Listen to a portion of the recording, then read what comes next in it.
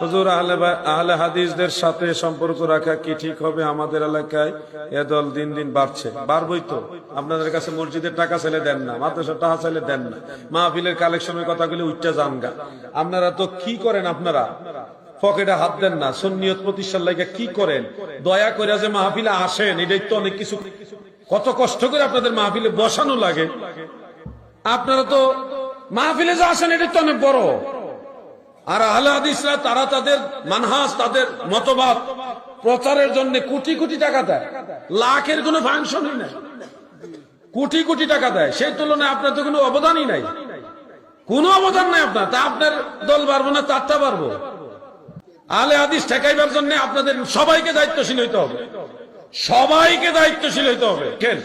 আর তাদের সাথে সম্পর্ক রাখা যাবে না, তাদের সাথে বৈবাহিক সম্পর্ক করা যাবে না। বুঝো না এই ব্যাপারটা।